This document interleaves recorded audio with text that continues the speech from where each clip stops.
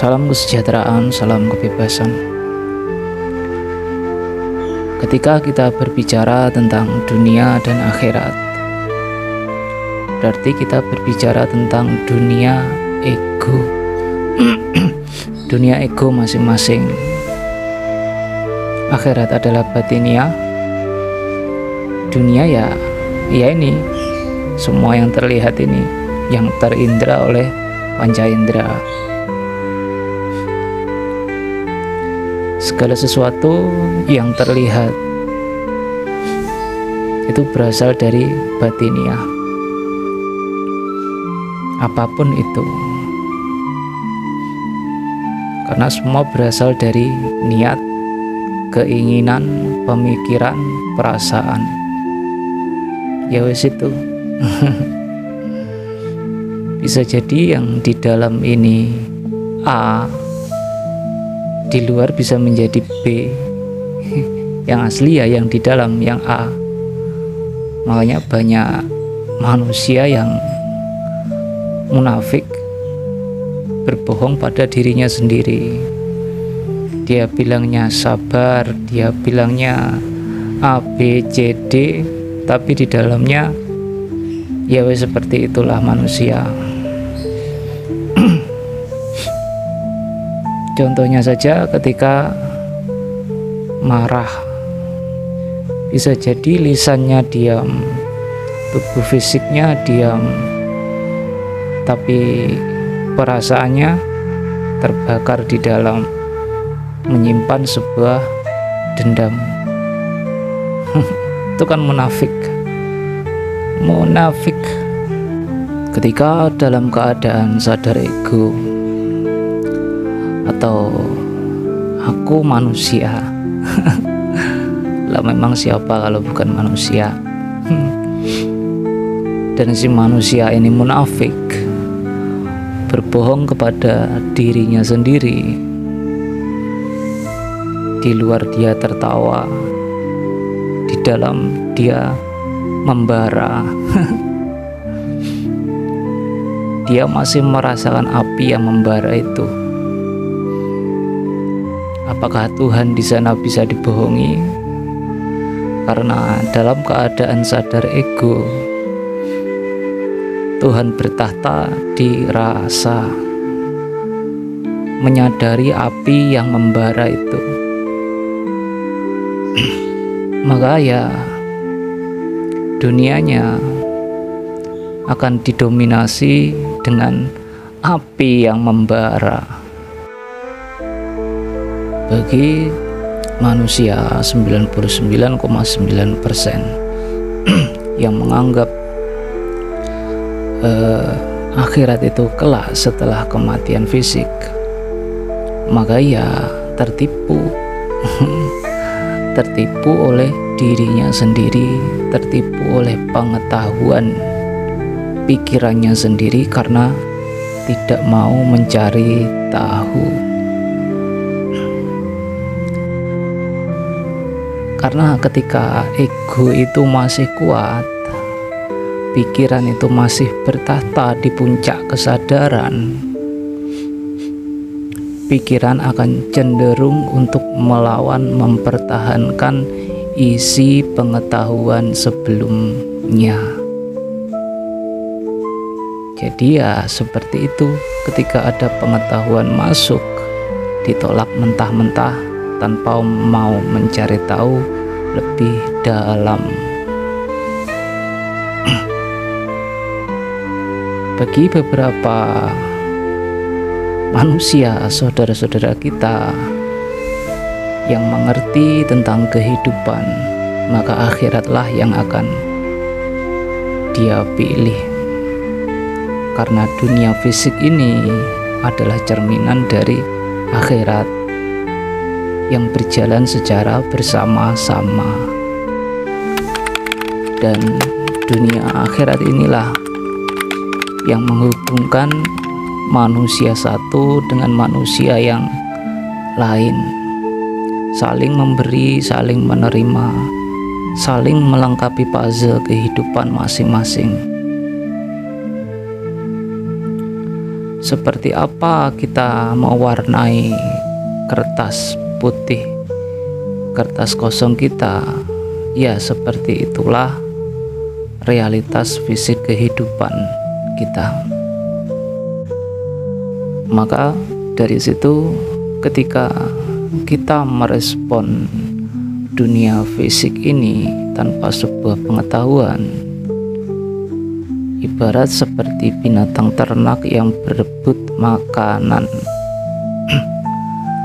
Sekali dia disentuh, seketika itu pun dia merespon, dan responnya itu pun juga sudah bisa ditebak. Kalau dihantam menghantam balik, ditendang menendang balik, dihujat menghujat balik, apalagi disakiti membalas dengan dendam, ya seperti itulah. Dalam sebuah lagu Jawa atau kidung, yaitu Kidung Wahyu Kolosebo, ada sebuah lirik, bunyinya seperti ini: mukti ingsun tanpa piranti. Kurang lebih kalau diterjemahkan bahasa Indonesia, berjayalah aku, berkecukupanlah aku atas segala sesuatu tanpa sebuah alat apapun, alat di luar diriku, karena di dalam diriku ini sudah penuh dengan alat. Tinggal bagaimana diri kita ini mengotak-atik alat itu, merancang alat itu, yaitu pikiran, perasaan, dan keinginan. Cukup hanya dengan mengotak-atik alat itu. Tapi kodratnya diri kita sebagai manusia, ketika alat itu sudah sudah rusak, nah proses memperbaiki alat-alat yang sudah rusak ini membutuhkan waktu yang tidak sedikit, yang tidak cepat. Karena alat-alat ini ibarat sebuah kotak yang sudah dimasuki berbagai macam sampah kehidupan yang membawa diri kita ini menuju ke ketidaksejahteraan. Ya seperti realitas kita dan saudara-saudara kita saat ini. Sampah-sampah itu terus berjalan. Ya memang seperti ini apa adanya, diperbaiki sedikit demi sedikit. Kita tidak bisa merubah dunia apapun itu.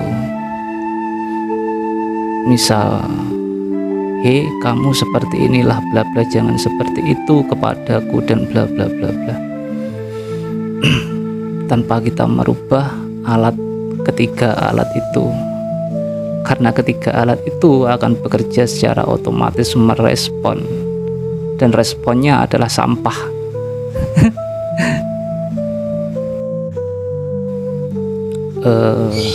Ketika ada sebuah bencana, sebuah wabah dalam suatu wilayah, maka di situ telah banyak berkumpul sampah-sampah yang secara masif secara masif datang secara bersama-sama, yang membawa sebuah kehancuran.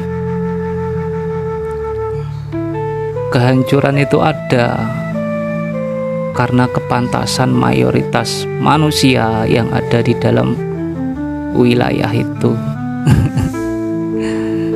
Terakumulasilah semua dan boom, wabah, bencana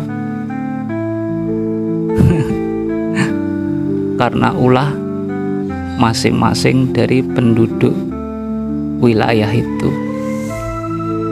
Tidak ada yang salah, tidak ada yang namanya semesta, alam itu marah, alam itu bla bla bla, kecuali mayoritas manusia yang tinggal di situ yang membuatnya sendiri sesuai kepantasannya.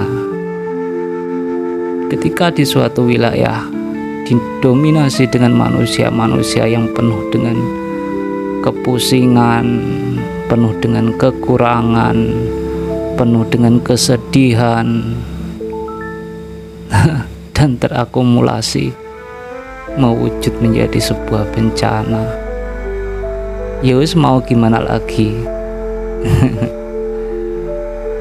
Bagi manusia-manusia yang tidak pantas untuk merasakan bencana, wabah atau apalah, ya akan terselamatkan.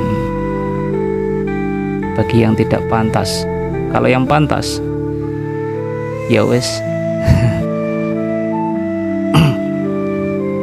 Ya seperti itulah kehidupan. Ya, salam kesejahteraan, salam kebebasan.